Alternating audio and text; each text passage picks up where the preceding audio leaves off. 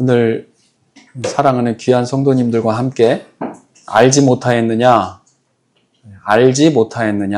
이 제목 가지고 우리가 방금 읽었던 본문을 중심으로 하나님께서 우리에게 필요한 은혜를 주실 줄로 믿고 사모하면서 성도 여러분들 각자에게도 성령님께서 힘있게 역사하셔서 여러분들에게도 귀한 은혜가 있는 시간이 되기를 간절히 소망합니다.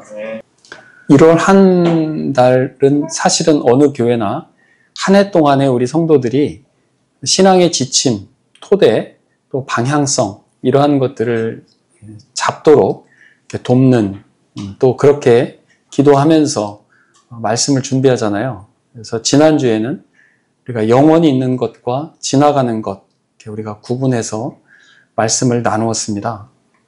이번 주는 우리에게 힘을 공급해 주시는 분은 무슨 아니면 무슨 비타민 땡땡땡땡 골드 이런 거 보면 먹은 날과 먹지 않은 날을 비교해 보셨습니까? 이런 우리가 일반적으로 살아가면서 이 정도 먹고 이 정도 챙기면 하루 살아갈 수 있도록 힘을 얻겠다 이런 것들이 있죠.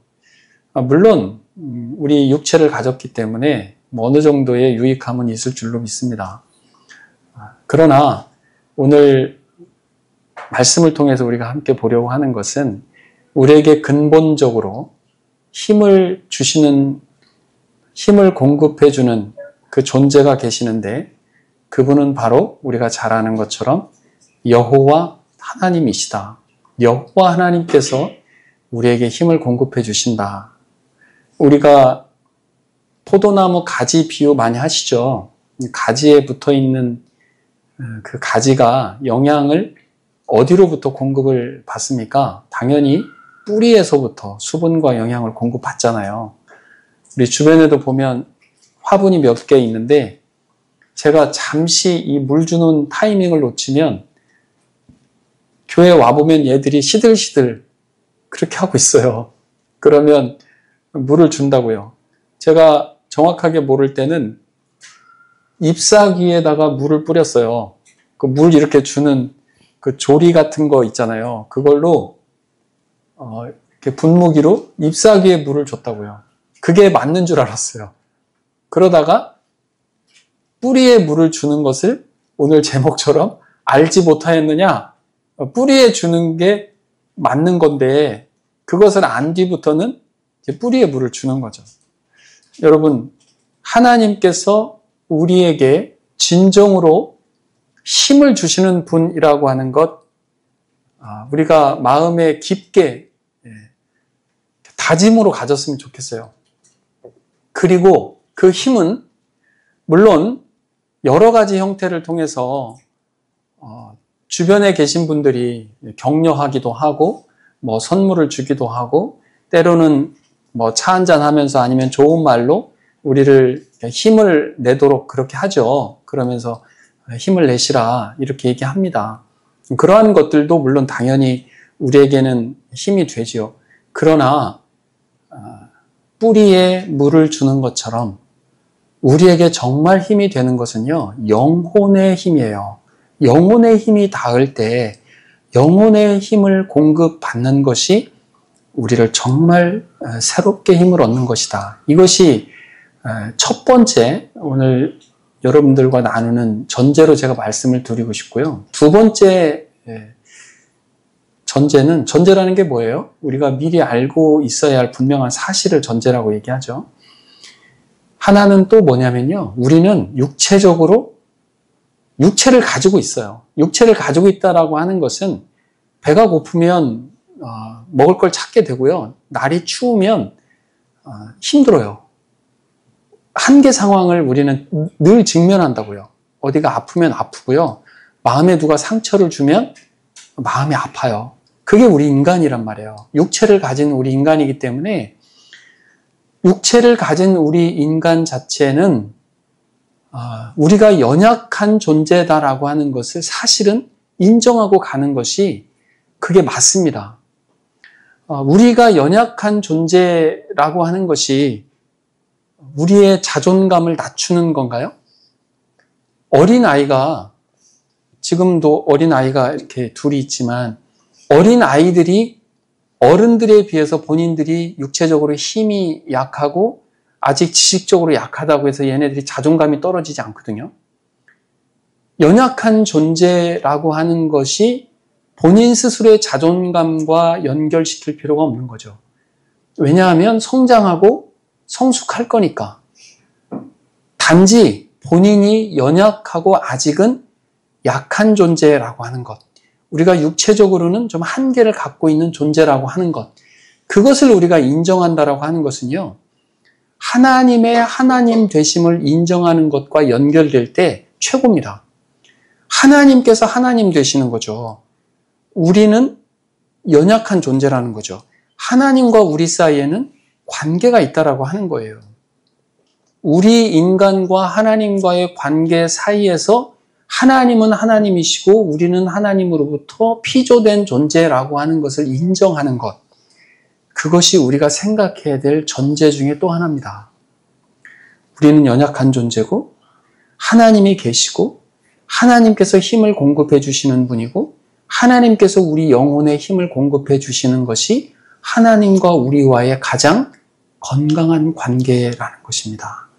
철학자 중에 굳이 이렇게 좀 어려운 얘기는 아니니까 어떤 하이데거라는 사람이 있어요. 그 사람이 사람을 한계를 갖고 있는 사람이다라고 하는 것을 5가지를 탁 집어서 얘기를 했어요. 제가 이제 열심히 공부할 때 그걸 죽고방투제 이렇게 5가지로 외웠었는데, 죽는 존재, 사람은 다 죽죠.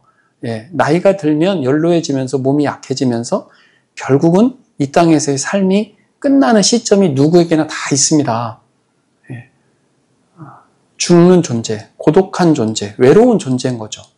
혼자 있으면 외롭고요. 여럿이 같이 있어도 사실은 늘 우리는 외로움을 갖고 있는 존재예요. 죽고 방황하는 존재, 투쟁하는 존재, 싸우는 존재. 지금도 많이 싸우고 있죠. 정말 싸움이 얼마나 많은 폐악을 가져오는지 우리 스스로 잘 알죠. 그 다음에 죄를 짓는 존재.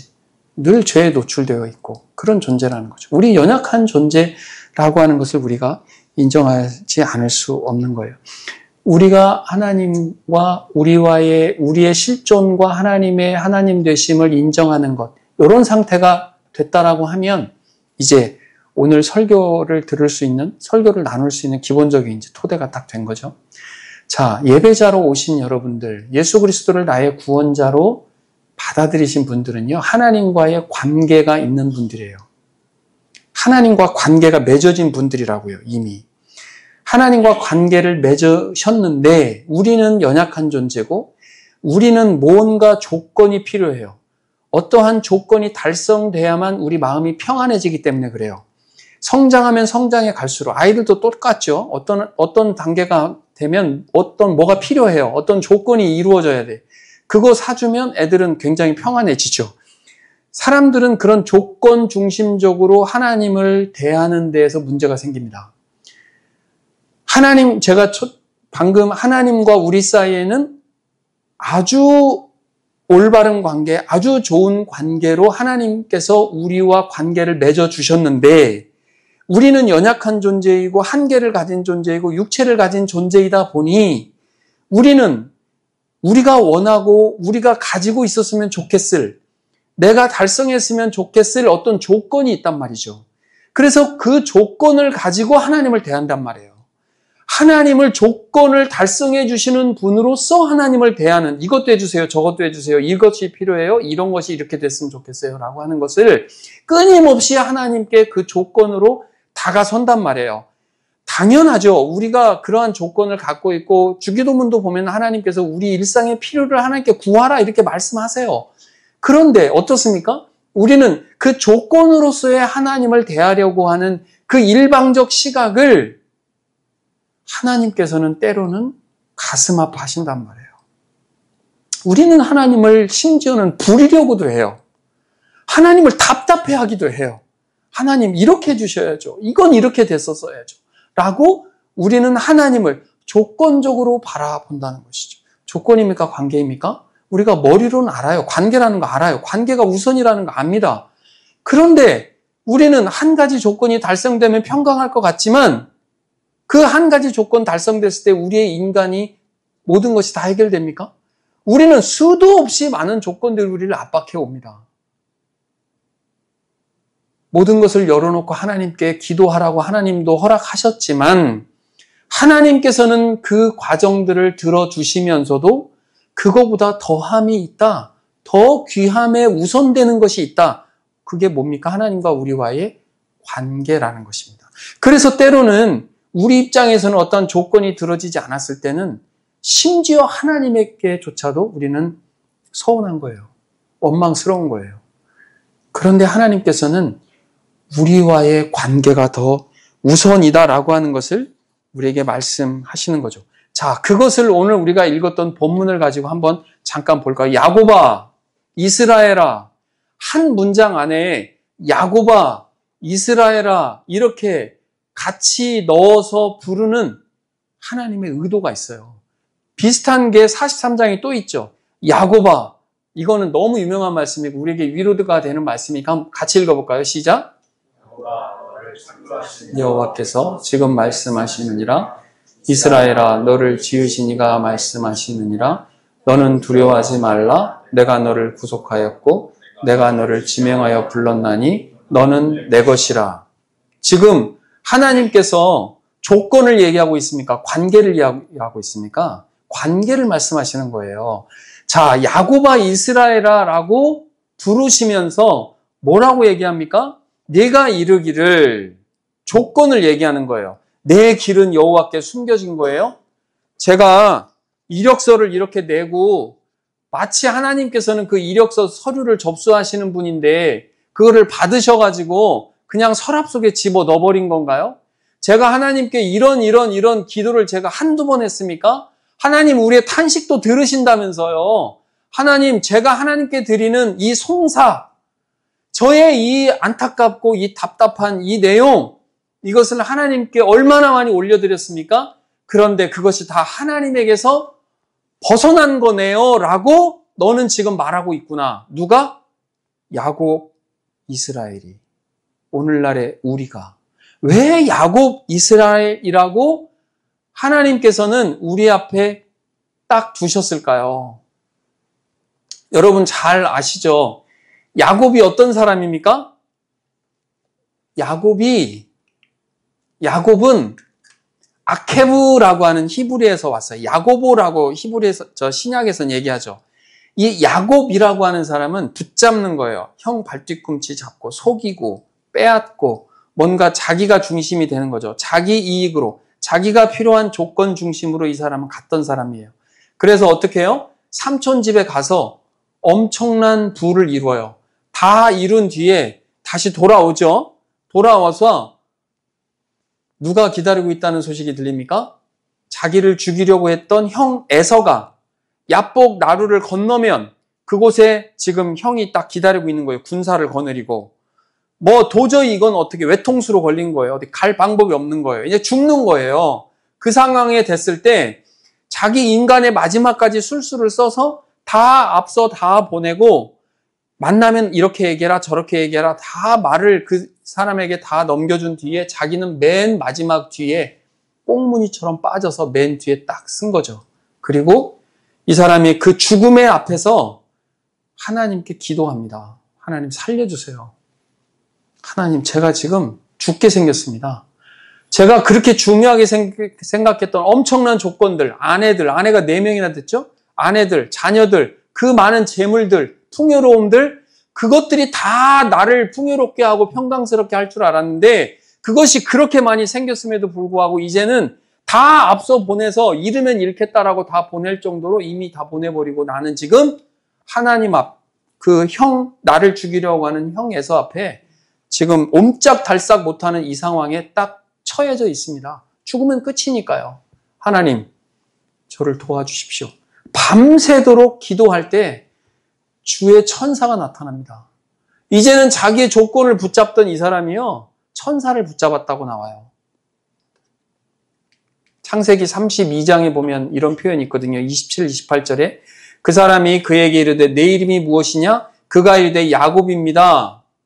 밤새도록 씨름하면서 축복하지 않으면 저를 보낼 수 없습니다. 여기서 얘기하는 야곱의 갈급함은요, 하나님 저를 도와주십시오. 저를 살려주십시오. 어떻게 보면 조건처럼 보이지만 이제는 하나님과 나와의 갖고 있었던 돌베개를 베고 잤던 그 당시 창세기 28장에서의 그 상황에서 하나님 되신 하나님께서 자녀 되시고 백성된 약속을 받은 저의 존재로서 하나님 저를 살펴주십시오라고 하는 좀 더 큰 차원에서의 하나님께 기도하는 것입니다. 그럴 때 하나님께서 이렇게 말씀하시는 거죠. 내 이름을 다시는 야곱이라고 하지 마라. 이스라엘이라고 해라.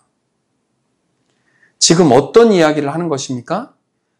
야곱이었던 야곱에게 네가 지금 야곱으로서 살았던 그 조건 중심적이고 자기 중심적이고 자기에게 어떤 필요를 채워야 뭔가가 달성된 것 같은 그 생각 속에 늘 있으면서 하나님조차도 그 조건을 달성하기 위해서 사용하려고 했었던 그 야곱에게 나는 너를 처음부터 그렇게 대하지 않았어 라고 하는 거예요. 하나님은 야곱에게 이제 더 이상 조건에서 머무르지 말고 그 늪에 잠겨 있지 말고 이스라엘로 이제 돌아서라 라고 말씀하시는 거죠. 이 그림에 이런 그림이 있더라고요. 정말 이 마음이 어떤 마음이었을까? 예, 정말 사생결단하는 그런 상황에서 구하지 않았을까? 그동안 야곱이었었던 그 정체성이요, 이제는 다 뒤로 가고요. 이스라엘이라고 하는 하나님과 다시금 관계가 정립되는 그러한 자신으로서 하나님과의 관계가 진정으로 시작되는 그런 장면이 아니었을까.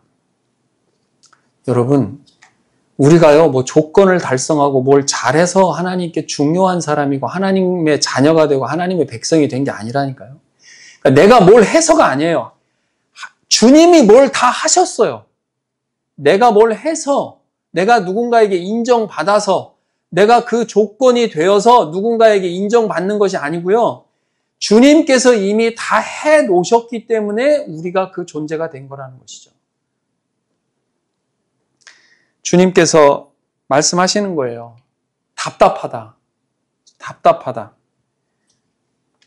그렇게 해서 묻는 말씀이 오늘 제목처럼 너는 알지 못하였느냐? 너 몰랐어 진짜? 너 그렇게 내 마음을 모르겠니? 네가 조건을 해서가 아니야. 그냥 너는 내 자녀로서, 내 백성으로서 내가 너의 하나님이고 넌 나의 자녀가 되는 거란다. 거기서 좀 나도록 해라. 라고 얘기하는 거죠. 영원하신 하나님이에요. 영원하신 하나님. 땅 끝까지 창조하신 분이세요. 피곤하지 않으세요. 뭘 피곤해서 우리를 놓치지 않으세요. 뭔가 잠깐 쉬어야 되기 때문에 우리에게 하셔야 할 그 어떠한 일을 잊어버리거나 멈추지 않으신다고요. 그리고 그것뿐만이 아니라 피곤한 자에게 능력을 주시고 무능한 자에게 힘을 주시는 그런 분이라고 말씀하십니다. 그리고 30절에 보니까 뭐라고 돼 있어요? 소년이라도 피곤하다. 한참 때에 있는 사람도 피곤하다. 그리고 장정이라도 넘어질 수 있다. 여기 장정이 어떤 내용이냐면요. 쉽게 표현하면 국대, 올림픽 같은데 어디 경기에 선수로 이렇게 잘하는 사람들을 선발된 존재를 장정이라고 얘기해요. 근데 어떻게 해요? 이런 사람들도 다 넘어지고 쓰러질 수밖에 없는 거죠. 그래서 하나님께서 무슨 반전을 우리에게 주시고 무슨 약속을 주십니까? 여호와를 앙망해라. 여호와를 신뢰해라. 신뢰는 관계에서 옵니다. 여러분들 다 주변에 가까운 분들 계시잖아요. 신뢰 없이 어떻게 관계가 맺어집니까? 여호와를 앙망한다라고 하는 것은 진정으로 신뢰하는 거예요. 그분과의 그 관계가 훨씬 더 중요하다라고 하는 것을 마음 안에 다 가지고 있는 거죠. 그런 사람에게 새 힘을 얻는다. 새 이모들이 주를 바랄 때, 새 이모들이 주를 바랄 때, 뭐 그런 거 있잖아요. 주를 바란다라고 하는 것은 그냥 여기서 앙망한다, 바란다 이런 개념보다는 완전한 신뢰하는 거예요. 카와라고 하는 단어인데 온전히 신뢰하는, 아이들이 부모를 온전히 신뢰하듯이 그렇게 신뢰하는 것. 새 힘을 주겠다라고 하는 것은 이게 어떤 내구성, 안정성, 어떤 틀, 어떤 무엇을 만들든 할 때 우리 몸 같으면 뼈 것처럼 오츠마, 이게 완전 딱 그 체계가 있는 그 견고함이에요. 그런 뜻이에요. 독수리가 날개치며 올라감 같을 것이요 라고 하는 이러한 표현도 독수리가 날개치며 올라가는 그러한 그 비유를 들어서 지금 얘기를 하고 있잖아요. 그런데 이 표현도 우리가 독수리처럼 우리가 그 새 힘을 받는 존재로서 우리가 올라갈 것이다. 독수리가 어떻게 아무리 새 중에서 가장 강하다고 해서 독수리 저 위에 있는 그림이나 뭐 사진 이런 거 보면 독수리가 계속 날개치고 있습니까? 그렇지 않아요. 아무리 힘이 있어도 계속 날개치면 힘들죠. 독수리는 기류를 타요. 기류를 탄다고요. 그런 것을 담고 우리에게 얘기해 주는 거죠. 독수리가 그렇게 기류를 타고 누군가의 그 보이지 않는 자연적인 힘을 받아서 타듯이 하나님께서 우리에게 그러한 새 힘을 주겠다라고 얘기합니다. 다른 박질하 해도 곤비하지 아니하겠고 걸어가도 피곤하지 않게 하겠다. 이것을 경험한 사람들이 누구예요? 여호와를 앙망하는 사람들, 여호와를 신뢰하는 사람들. 이것이 실제로 그렇다라고 하는 것을 경험했죠. 아브라함이 그랬죠. 이삭이 그랬어요. 야곱이 그랬어요. 모세가 그랬어요. 다윗이 그랬고요. 예레미야 선지자가 그랬고 엘리야 선지자가 그랬어요. 이사야 선지자가 그랬어요. 기독교의 역사에 우리 신앙의 역사를 이끌어왔던 사람들은요. 조건적으로 어떠한 것을 하나님과의 딜하듯이 그렇게 하지 않았어요. 하나님께서 그 조건을 들어주신다면 감사한 것이고 그렇지 않다면 가장 지혜로우시고 가장 명철하신 분께서 우리에게 가장 적합하고 최고의 솔루션을 우리에게 주시는 분이 하나님이시라고 하는 것을 분명하게 믿기 때문에 주님을 앙망하는 것이 우리가 하나님과의 관계에 있어서 가장 중요한 것이다라고 말씀하십니다. 제가 뭐 아시는 분은 아시겠지만 정말 유별나게 허리 통증 때문에 정말 힘들어했었어요. 의자에 앉아서 뭐 이렇게 치료를 받으면 1시간만 의자에 앉아 있으면 좋겠다. 1시간. 정말 이 통증 없이 뭘 앉아야 뭘 설교 준비를 하든 책을 보든 뭐 할 거 아니겠습니까? 예배를 드려도 마찬가지잖아요. 예배를 드릴 때도 뭐 좀 앉아 있어야 잖아요. 요즘 앉는 사회니까. 허리 고쳐주세요. 허리 고쳐주세요라는 기도를 정말 수도 없이 많이 했어요.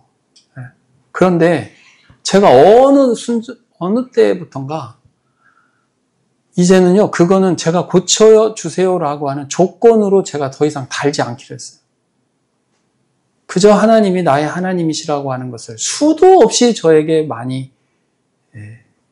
응답해 주시고 내가 너를 인도해 주고 내가 너를 이끌어가고 내가 너와 함께 있다라고 하는 그 사인을 이 뭐 부정할 수 없이 하나님께서 주신단 말이에요. 그런데 허리는 아파요.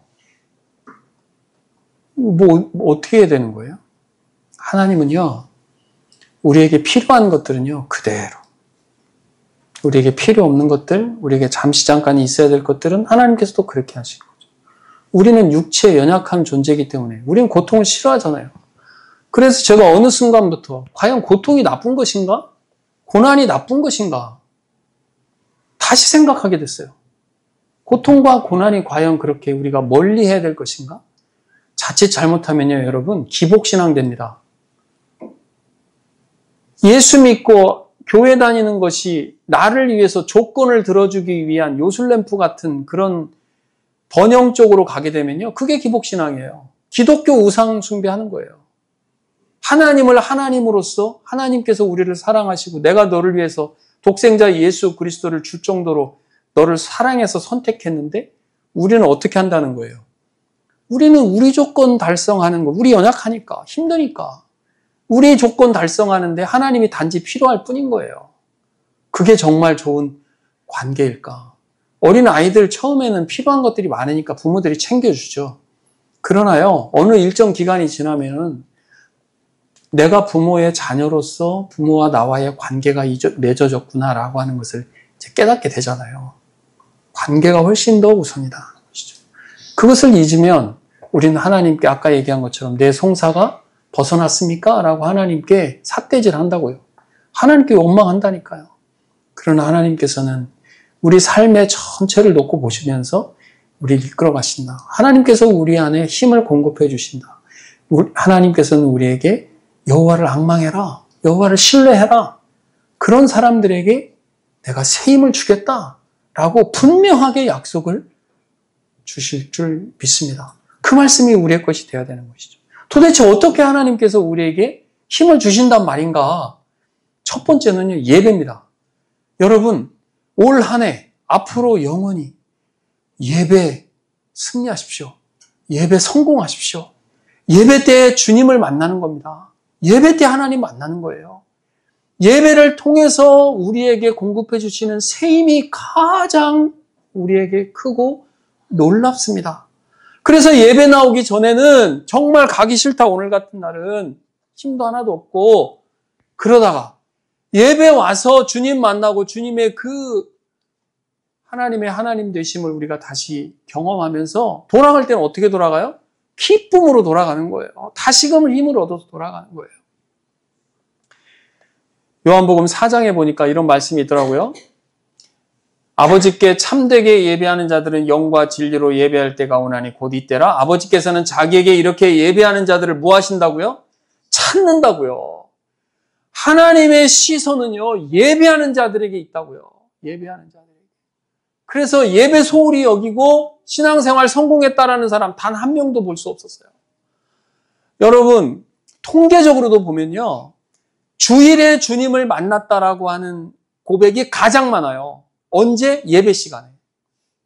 그 전에 나 설렁설렁 다녔어요. 그런데요, 예배 시간에 주님을 제대로 만났어요. 성삼위 하나님의 그 놀라운 역사 가운데 그 성령님의 신비로움으로, 성령님의 그 역사하심으로 우리가 하나님의 자녀임을, 하나님의 나를 그토록 오랫동안 부르고 기다렸다라고 하는 것을 내가 너를 찾았단다. 그래서요, 우리는 잃어버린 양이 아니에요. 우리는 잃어버린 양으로서 하나님께 발견된 존재예요. 발견된 존재. 우리는 다 버려졌다고요. 그냥 다 팽개쳐져 있는 존재였잖아요. 그런데 하나님께서 우리를 발견해 주셨어요. 하나님께서 찾고 찾으셨기 때문에 그런 것이죠. 그래서 주일이라고 표현해요. 예수 믿는 사람들은 주일. 그게 무슨 뜻이에요? 주님의 날이에요. 주님의 날. 주님의 날에는 예배가 우선이죠. 예배가 가장 소중한 거니까. 여러분, 어떤 사람들 우스갯소리도 그런 얘기 하더라고요. 아우, 예배 시간 너무 길고 지루해. 그 목사님 말씀이 그래요. 아니, 평생 예배할 사람들이, 평생 예배할 분들이 그 한 시간이 그게 지루하냐고. 우리는 평생 예배가 하나님과의 관계를 가장 확실하게 확인할 수 있는 그런 귀한 날이잖아요. 그 예배를 통해서 우리는 힘을 얻습니다. 두 번째는요, 말씀이에요. 말씀. 우리 잘 아는 것처럼. 우리가 어떻게 해서 생명을 얻었다고요? 말씀으로 생명을 얻었다고요. 우리가 말씀으로 새 생명을 얻은 존재이기 때문에 무엇에 가장 민감할까요? 말씀에 가장 민감한 거예요. 하나님의 말씀에 가장 민감하고 하나님의 말씀에 우리는 가장 많이 반응하게 돼 있어요. 여러분, 히브리서 2장 1절 말씀은 제가 굉장히 개인적으로 좋아하는 말씀인데, 자, 여러분 들은 게 뭡니까? 복음이죠. 말씀이에요. 유념한다는 뜻은요, 여러분 통장 관리하듯이 여러분 안에 보배 관리한다는 개념이에요. 저 유념한다는 말이. 그러니까 여러분들이 들은 복음을 어느 정도로 관리한다는 거예요? 통장 안에 있는 내 돈 관리하듯이, 보석 관리하듯이 정말 소중하게 관리해야 된다. 그래서 어떻게 하지 않아야 되냐면 흘러 떠내려가지 않아야 된다. 흘러 떠내려간다는 말은요, 반지가 나도 모르게 슬그머니 빠진다는 표현하고요. 부둣가에 배를 정박해서 묶어놨는데 폭풍우 때문에 이것이 스르르 풀려나가는 것이 저 흘러 떠내려가는 것에 대한 배경이에요. 폭풍우가 얼마나 몰아칩니까? 우리 삶에 우리를 밀쳐오는 그 엄청난 시련, 아픔, 그 고통, 그런 것들 때문에 들은 말씀조차도 다 흘러 떠내려가 버리는 거예요. 그렇게 하지 않는 것이 저 마땅하다라고 하는 말이 가장 중요한 말인데, 마땅하다라고 하는 말은 나무가 흙에 심겨야 마땅하죠. 물고기는 어디 있어야 마땅해요? 물에 있어야 마땅해요. 떠나면 어떻게 되는 거예요? 죽어요. 저 나무를 아무리 싱싱해도 콘크리트에 심으면 곧 죽어요. 생존과 관련된 거예요. 저 마땅하다는 말은. 그냥 당연히 뭐 그럴 수도 있지. 그래 합당하네. 이 정도 수준이 아니에요.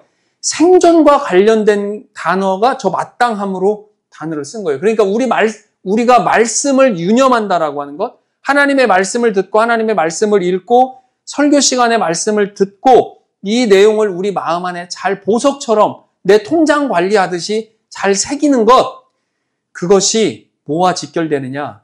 힘을 얻는 것을 더해서 생명 유지하는 것에 절대적이다. 우리는 말씀으로 태어났기 때문에 그렇다는 것이죠. 또 말씀을 하나 볼까요? 이 말씀이 어디에 나오는 말이냐면요. 사두개인이라고 하는 그 사두개파 사람들이 있어요. 사두개파 사람들은 부활을 인정하지 않아요. 이 사람들이 예수님께 와가지고 시비 걸듯이 따져요. 아니, 부활이 있냐고. 부활이 있으면 과거에는 형제가 이렇게 결혼 생활을 유지하다가 남편이 죽으면 형수 되는 사람이 그 동생의 아내가 되는 것이 제도적이었어요. 그러면 7형제가 있어서 7형제가 다 죽었는데 나중에 천국 가서 하늘나라 가서 그러면 이 사람은 누구 아내가 되는 거냐라고 물어봐요. 예수님이 하신 말씀이에요. 성경도 하나님의 능력도 알지 못함으로 뭐 했다고요? 오해했다는 거예요. 오해. 여기서 오해라고 하는 것이 잘못 이해했다는 거죠. 성경을 자기 멋대로 이해하고 해석한 거예요. 베드로도 마찬가지예요. 성경 사사로이 풀지 말라고 그랬어요. 하나님의 말씀을 제대로 해석하지 않고 하나님의 말씀을 자기 임의대로 이렇게 붙이고 저렇게 붙인 것들이 이단이에요. 이단이 무슨 뜻이에요? 다를리 끝단이에요. 처음에는 하나님의 말씀으로 시작해요. 근데 끝에 가보면 달라지는 게 이단이에요. 그 사람들 하나님의 말씀 얼마나 잘도 갖다가 붙이는데요. 제대로 된 교회, 제대로 된 신자, 제대로 된 성도, 건강한 교회, 건강한 신자, 건강한 교리에서 나옵니다. 건강한 성경 해석에서 나오는 거예요. 그래서 우리가 하나님의 말씀을 제대로 알고 제대로 배우는 것이 우리 신앙생활 건강하게 하는 거죠. 자칫 잘못했다가는 정말 큰일 나는 거예요. 이단에 빠져있는 사람들 얘기해보면 자기들은 잘못된 게 없대요. 이단은 한두 번 권한 뒤에 멀리하라고 그랬어요. 그 사람들 빠져있는 사람들 못 돌리니까 우리가 성령께서 하나님께서 필요에 따라서 옮겨 줄 수는 있겠죠. 그렇게 하나님 성경 제대로 몰랐던 사람들 마지막에 어떻게 얘기해요? 주님이 말씀하시잖아요. 저게 마지막 심판 때거든요. 나는 너를 잘 모르겠다. 나는 너를 잘 모르겠는데 하나님의 말씀 우리가 제대로 알고 배우면서 하나님의 말씀으로 제대로 교훈 받으면서 올바르게 우리가 신앙생활을 해야 될 줄로 믿습니다. 기본은 말씀인 거죠. 여전히 하나님의 말씀을 통해서 다시금 우리는 새 힘을 얻고 다시금 우리가 가야 할 바른 길로 가야 되는 존재, 그것이 하나님과 우리와의 올바른 관계이고 하나님으로부터 힘을 얻고 가는 우리가 되는 줄 믿습니다. 세 번째는요, 기도입니다. 기도를 통해서 우리가 새 힘을 얻잖아요. 예레미야에게 한 말이에요. 하신 말씀이에요. 부르짖으라. 내가 내게 응답하겠고 내가 알지 못하는 크고 은밀한 일 내게 보이겠다. 하나님께서는 정말 생각지도 못했던 그런 기이한 방식으로 하나님께서 우리에게 응답해 주시잖아요. 우리가 하나님께 탄식하고 한숨처럼 기도해도 하나님께서는 그 모든 내막을 다 아시기 때문에 우리에게 정말 놀라운 방식으로 우리에게 응답해 주신다고요. 하나님은요, 모든 사람 다 달라요. 하나님께서 성령을 통해서 우리에게 신비로운 방식으로, 그렇다고 또 너무 주관적으로 해서 아까처럼 뭐 이상하게 해석하고 그러라는 말씀이 아닙니다.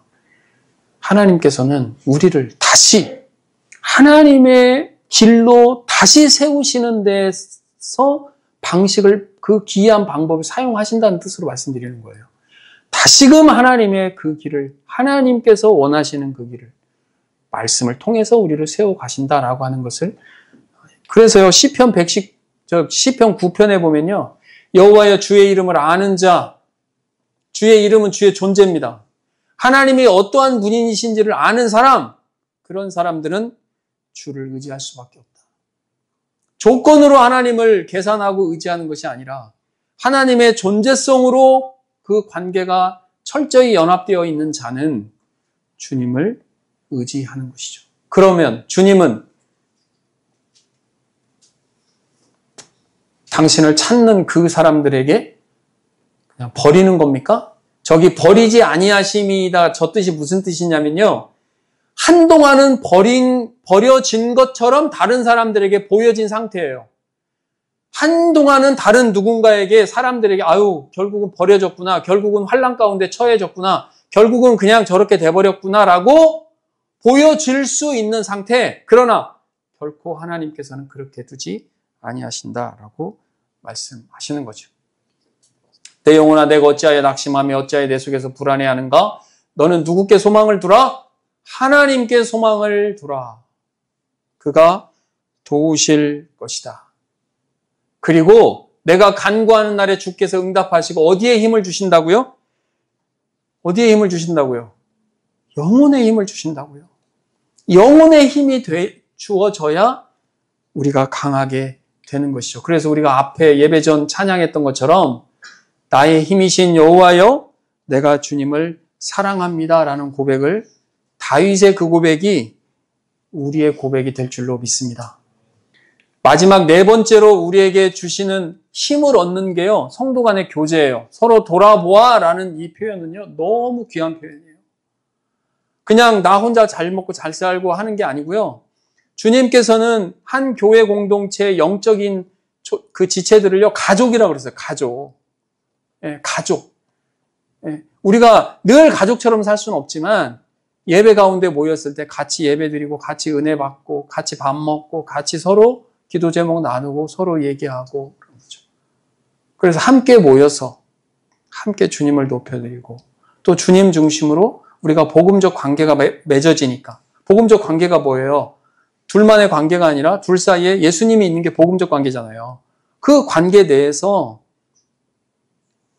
서로 돌아보고 서로 챙겨주고 그런 관계, 그걸 통해서 우리가 힘을 얻어요. 우리가 힘을 얻는 것은 초월적 존재 하나님께서 직접적으로 우리에게도 힘을 주시지만 하나님께서는 함께 만나는 경건한 존재들을 통해서도 우리에게 주시는 것이죠. 결론 보겠습니다. 아직도 모르겠느냐? 하나님께서 물으시면 우리 뭐라고 대답해야 돼요? 아닙니다. 이제 압니다. 라고 대답해야죠. 성령이 우리 안에 있는 거 아직 모르느냐? 우리 안에 임재하는 하나님의 능력을 성령이라고 표현하는데 골로새서에 보니까 내 속에서 능력으로 역사하시는 역사를 따라서 우리가 이 일을 충분히 감당해낼 수 있다. 내가 하는 게 아니다. 유명한 말씀이죠. 바울이 했던 고린도후서 4장 7절의 말씀. 우리는요, 툭 치면 깨지는 질그릇 같은 존재예요. 우리는 약해요. 그러나 우리 안에 누가 계신다는 거예요? 보배로운 예수 그리스도가 계신다는 거예요. 그래서 우리가 하는 모든 능력은요, 우리의 자랑할 게 없어요. 그건 하나님께서 하시는 것이니까. 그런 우리로 하나님께서 삼아 주신 것이죠. 그래서 이 질문에 우리는 헷갈리면 안 돼요. 너희는 믿음 안에 있는가? 너희 자신을 시험하고 너희 자신을 확증하라. 예수 그리스도께서 어디에 계신다고요? 우리 안에 계시는 거 너희가 알지 못하느냐? 당연히 너희 안에 있어, 계셔. 그렇게 했을 때 우리는 맞습니다. 우리 안에 예수님께서 계십니다. 그렇게 답변할 수 없다면 우리는 어떤 존재라는 거예요? 버림받은 존재라는 거예요. 우리 마지막 절 같이 읽고 마치겠습니다. 두려워하지 말라, 내가 너와 함께함이라. 놀라지 말라, 나는 네 하나님이 됨이라. 내가 너를 굳세게 하리라. 참으로 너를 도와주리라. 참으로 나의 의로운 오른손으로 너를 붙들리라. 오늘 예배 함께 하신 여러분 모두가, 그리고 또 우리 은혜의 열매 교회가 한 해 동안 이랬으면 좋겠습니다. 이 은혜 가운데 있었으면 좋겠어요. 우리가 살아가면 살아갈수록 때로는 힘이 없고 낙심하고 넘어질 때도 있고 주저앉을 때도 있습니다. 우리는 약한 존재니까요. 그렇다고 해서 자존감 다 꼬꾸라지고 그저 주저앉고 좌절의 그 낭떠러지로 우리가 갈 것이 아니죠. 다시금 하나님이 공급해 주시는 그 힘을 얻고 앞서 말씀 나누었던 그 여러 방편들을 통해서 다시금 우리가 힘을 얻고 나아가는 저와 여러분 다 되시기를 주님의 이름으로 축원합니다.